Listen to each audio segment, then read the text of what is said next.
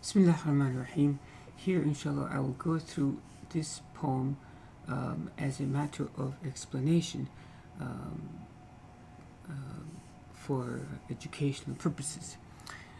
This is a poem by Donne, one of the most famous of British poets, and 1572 to 1631, still falling in the rubric of early modern period, early modern English writing. So it's a poem about a husband who's leaving his wife to go on a journey, and it's thought that it's related to the episode when Donne himself had to travel to Europe, leaving his wife, and they cared for each other immensely. And this poem is a poem to her, suggesting to her to be patient, basically. In that way, it is actually a reasonably noble effort on behalf of the husband to his wife. Clearly, I don't necessarily agree with everything he says here, but we shall study this as a matter of language appreciation. And there's some beautiful concepts there, nevertheless. So, first we shall analyze the title, inshallah. The title is A Valediction Forbidding Mourning. So, the word valediction, valley is to say goodbye. Diction is to speak, so as in diction, right? So, valediction literally means to say goodbye. So the title means a goodbye. So he's saying goodbye. And then it says, what about the goodbye? Saying forbidding mourning. So don't be sad about it. He's telling his wife to not be sad that he's leaving. So that's what the title means. The title is saying, when we say goodbye, don't be excessively sad. So that's what the title is trying to suggest. Now, the first stanza says, as virtuous men pass mildly away and whisper to their souls to go, while some of their sad friends do say, the breath goes now, and some say no. Now, here is talking about men passing away, but not just any type of men. He's suggesting that as virtuous men, as good men pass mildly away. And then they not just pass, they pass mildly away. So what he's suggesting is he's talking about particular type of men, and he's referring to himself. He's saying that he's a good person, and as good men pass mildly away. So another way of saying this, as good men die gently. Okay. Now, as good men die in a gentle way. Okay, this is, to me at least, it's interesting, because if the poem is about just going across to Europe, in a ship, then why is he talking about death? One, because journeys in those days were fraught with danger, so it's possible that he may not come back. Or he might be saying that, this may be an extended to, even if he were to pass away, or when he would pass away, then don't be sad. So this may mean him dying and leaving this world, or it may mean him going on a journey. So, but nevertheless, it's talking about as good men pass mildly away, as virtuous men pass mildly away. So as they're dying. So this is saying the time of their death. Okay, as they're dying. Okay. What happens when they're dying?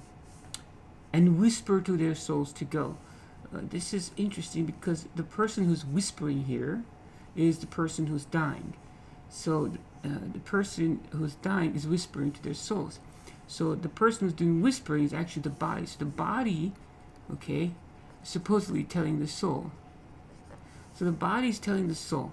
Now that's kind of interesting, right? The body's talking to the soul. So, and it's whispering. Look, why is it whispering, first of all? So the body's telling the soul to what? To go. Okay?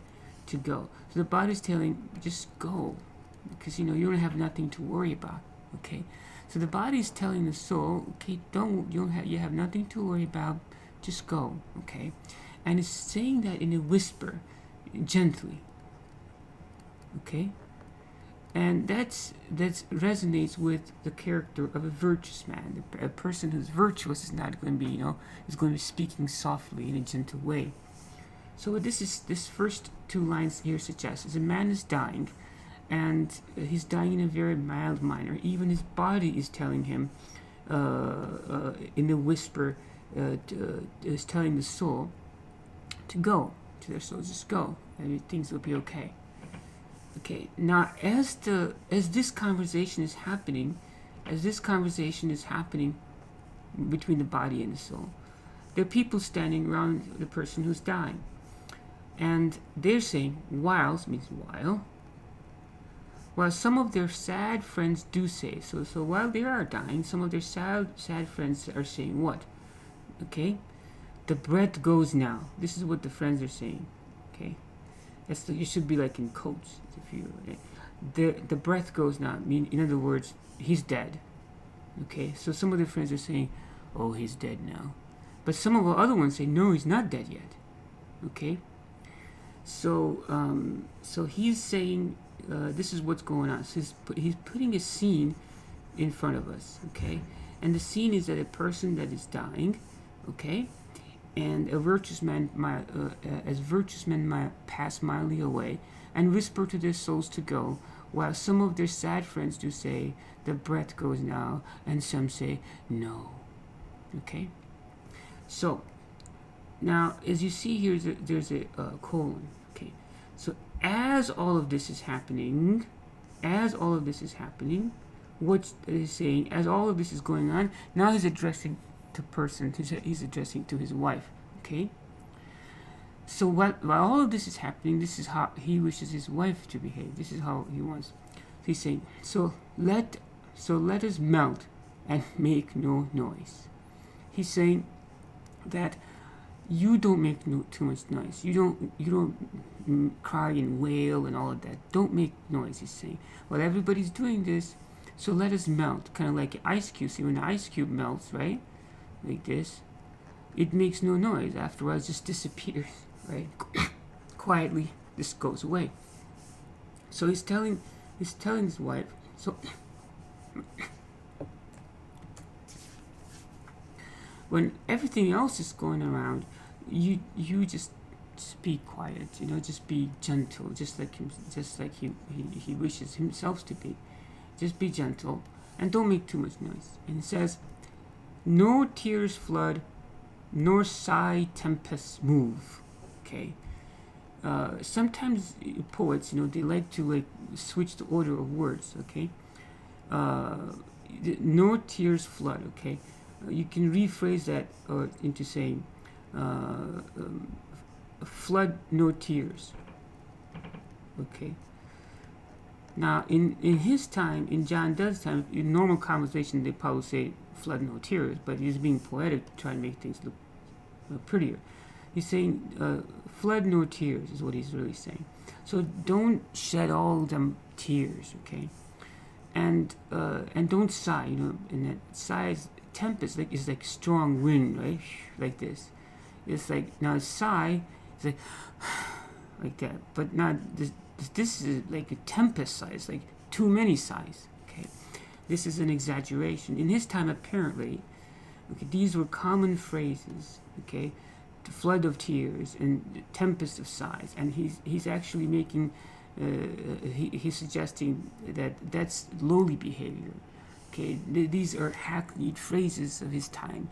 He's saying, just don't be like that. Don't, you're shedding floods of tears and tempests of sighs. Okay, so now, so as virtuous men die, this is what's happening. And this is the instruction to his wife. So let us melt and make no noise, nor tears floods, nor sigh tempest move. Okay, so don't do all of this. Okay, why?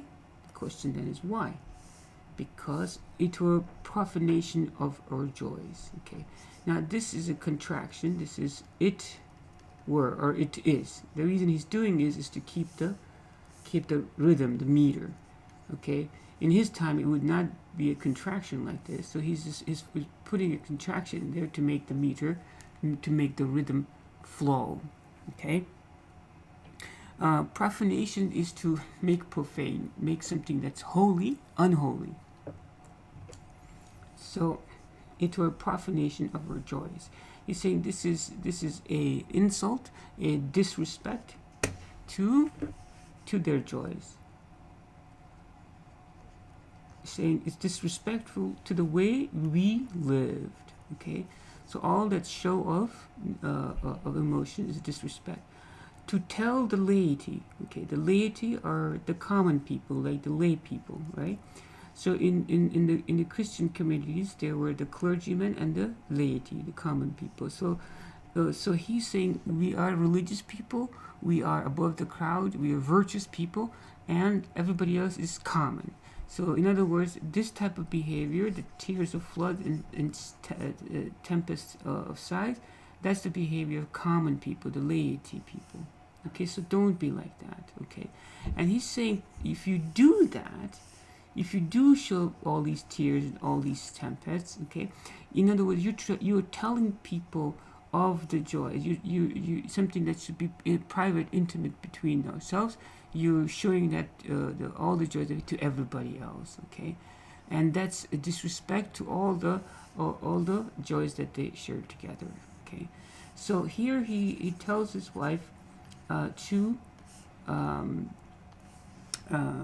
make no noise and no show of tears and sighs, because that's a disrespect for their joys, and to tell the laity of their love, which he considers very profound.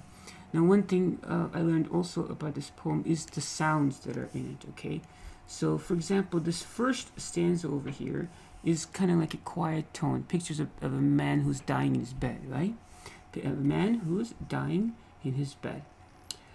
So, and then if you notice, and there's even the word of whisper, and if you read it, there are a lot of whispering sounds. Okay, for example, as virtuous men pass mildly away, and whisper to their souls to go, while some of their sad friends say, the breath goes now, and some say. So there are a lot of S sounds, the kind of sounds in whisper sounds, right? So even in the audible part of this poem, here there's vocal rhythm, sound pattern, sound rhythm of whisper, quietly like that. Okay, that's kind of a beautiful aspect of the first stanza. The next stanza. Now here he's going to criticize the behavior of people, okay, and he's going to say the moving of the earth. Okay, here's the earth, okay, but he purposely made the E go away here. He did that by purpose to make this one syllable so that the rhythm stays. Okay, so supposedly he's supposed to pronounce them together. So moving of the earth brings harms and fears. Okay, something of that nature. Okay, moving of the earth, this is an earthquake. Okay, so even with an earthquake, he's saying people, it brings harms and it brings fears in the minds of people. So here again, he's being critical of the common people, the lay people. He says when an earthquake happens, for example, people react to it like, oh my God, what happened? It brings harm, and they're afraid of it, right? And then when an earthquake happens, men reckon what it did and meant. Okay, so when an earthquake happens, people start to say, well, what happened, what it did, how much damage did it do? And then they say, what does this mean? Is this a punishment from God, right? So they start to make all this, they go into hyper thinking mode, right? So when an earthquake happens, they start to say, oh, what's going on? How much did it damage and this? And what does this mean? Does this mean that we're doing something wrong? That we're sinners? Allah's punishing us and this and this. So they're saying when this kind of stuff happens, when an earthquake happens, people they get so worked up about it, okay? But he's saying, but trepidation of the spheres, though greater far, is innocent. Now the trepidation is like disturbance, right? Disturbance of the sphere. Now in his cosmology, in his understanding, the way he understood is this was the earth, moon, and then the sun revolved around the earth, and then there were spheres and spheres, the heavenly spheres, okay? And the stars were supposed to be in one of these spheres, and finally the firmament. So when there would be disturbance in these spheres, they thought, and then people, the earthlings, would be unaware of it. He's saying there are greater disturbances in the heavens, and yet you don't even know. In fact, right now as we speak, maybe a star exploded in some distant galaxy. So a star could explode, and all these things happen in you and I are not aware of it. So we're not disturbed by it. But then little clouds gather around, and then winds start blowing, and then we get fear all of a sudden. So he's being very critical of the quote common people who say the disturbance, the trepidation of the spheres and the heavenly spheres occurs all the time. And it's greater than the minor earthquakes and things that happen here on Earth, and is innocent. In other words, it is not noticed, and it's harmless. It doesn't bother the people. It doesn't bother the people, or it causes no damage to us. In other words, great things can happen, but a consistent soul will be patient. Okay? So he's saying that small events on earth cause a lot of trouble, but even greater things happen in the universe, yet they cause no serious changes here on earth. It's harmless. Okay? So in other words, far greater things than me leaving can happen. Okay? So that's what he's saying here. At least that's how I understand it. So that's the answer. Though sublunary lovers love. Okay, so he's talking about to his wife. There are two types of love, and he's saying the first type is not his type. Okay, these are common people's love. He's saying sublunary means earthly, under the moon, earthly. Earthly love is dull. I mean it's not sublime. Okay, common people's love is dull. Sublunary, earthly people's, common people's love is very dull. Okay, whose soul is sense. Now this type of love, this earthly type of love, the soul of this love is sense. It's based on senses, how beautiful a person looks, etc. Okay, sublunary love whose soul is sense. Okay, this type of love cannot admit or can't have it. Okay, can't bear with it. Okay, can't put up with.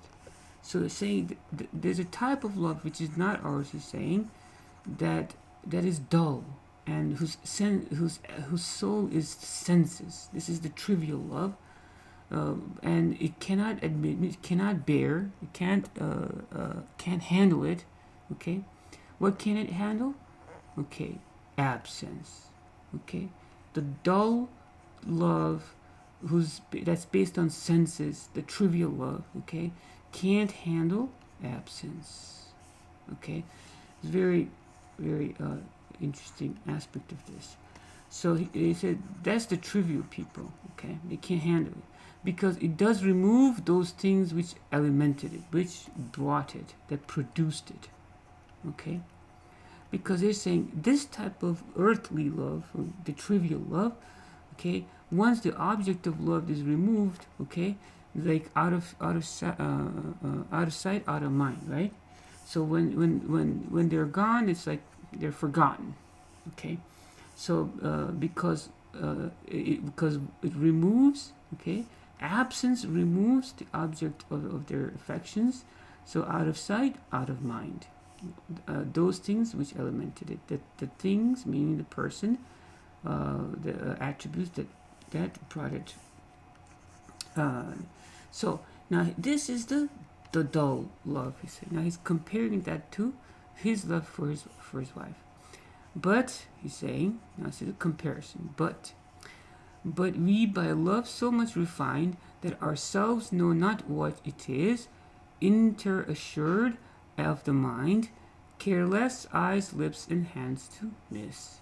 So he's saying, but the way we love, our love is so refined, it's improved, it's bettered, it's refined. It's so refined that we don't quite even know that ourselves know not what it is. We can't like define the love. In other words, so they say, the two people like each other and they don't even know why they like themselves, but they just like themselves. It's not based on their physical features and that attractions, etc. So it's a different type of love, he says. It's not based on senses. It's based on something else. It's based on, he's trying to say, what is it based on? Virtue. I believe that he means to say our love is based on virtue, goodness. Okay, so he married his wife for virtue. So, but we by a love so much refined that ourselves know not what it is. So they don't know why they care for each other. They should be open, but he knows, but he's not saying it that way. Assured, they're assured of the mind. Okay. They know, assured of the mind, that they are both sure, both of them are sure that they're not going to miss, okay? They're not going to miss what? The eyes, the lips, and the hands, okay? So their love is beyond this, okay? They don't care about the physical features, whether they see them or not. Their love will continue even in the absence of the spouse.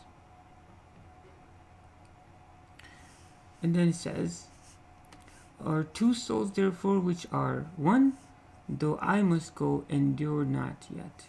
A breach but an expansion like gold to aerate thinness beat." So he's saying, our two souls, the two people that we are kind of like one, which are one. We are one. We are like one people. And though I must go, even though I have to go, endure not yet. You see, endure not yet. He's being poetically difficult. Okay, we don't yet have to endure. Okay, yet not endure a breach. Okay, yet not endure a breach. Breach means a break. Okay, so we don't have to break. Even though I have to go, the love it doesn't have to break. Okay, now if he leaves like this, okay, and then he's like now over here. Now there's a distance between them, right? So the distance has expanded, okay? But he's comparing this to, but expansion. Okay, the love has expanded. So he's leaving a breach, but it's just a love has expanded. It's just in a different space. Just like if you take gold. So in the old days, they used to take gold and hammer. Gold has this property of being hammered into very, very, very thin. In fact, that scientists took advantage too of, right? Gold foiled experiment, right? The first gold foiled experiment. But nevertheless, this is poetry. Let's stick to poetry. So like gold is hammered, it can be stretched without breaking, he's saying. So even though we are away, we're going to be separated, but just like gold, their love, which is true love, is just going to be just stretched, and it's not going to break. Okay. And he's saying, if they be two, now he's saying that, okay, he understands that, okay, we are not really one, right? Okay, so if they be two, if we are like two people, okay, there are two, so as if stiff twin compass are two, okay? He's talking about a compass like this, okay? Compass makes, there's a pointing thing over here, it makes a circle, right? Like that, that's what he's talking about. he's talking about. It's like this. We are two parts of a compass. And it's an interesting analogy. He's not the first one apparently to make this analogy. Other writers have. So we are like a compass. We're part of one thing. Okay.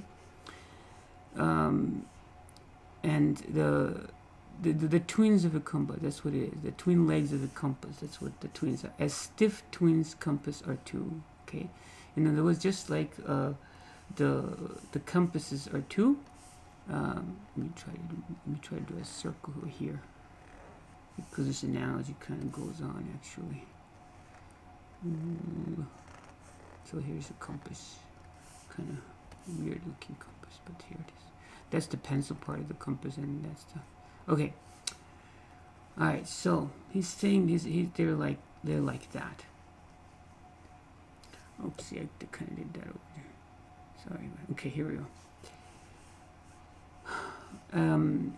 So there's like the two legs of a compass that compares themselves to that. Thy soul, okay, now he's saying we're like this, okay?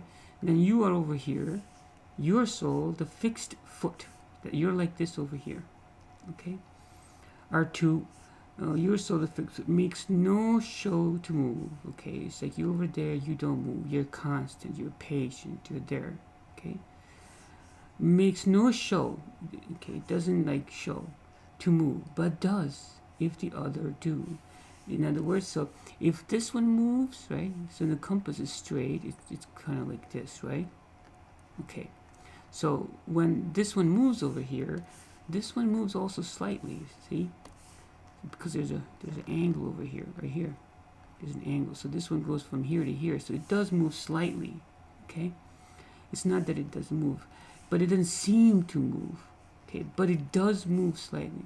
So in other words, him going from here to here does change her a little bit, okay, does change her a little bit, but it doesn't show. And though it in the center sit, although it sits in the center, it when the other four does roam. So although this one sits in the center, the other one does roam. He's going to go, okay, over here. When it's going over there, okay, like this, it leans and hearkens after it. So as the compass moves, as you can see, the other leg is going to kind of leans over, right? It's leaning over, okay? And when the other far does roam, it roams far. This thing, if far does roam, D-O-E-S, roam. And though it is in the center, sit right there, yet when the other far does roam, it leans and hearkens after it. Okay, and listens and calls for it. You know, maybe she makes prayers for him. Even though it's going all the way here, she's not like oblivious to it.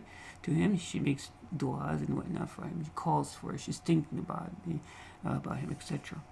Okay, and grows erect as that comes home. Okay, and then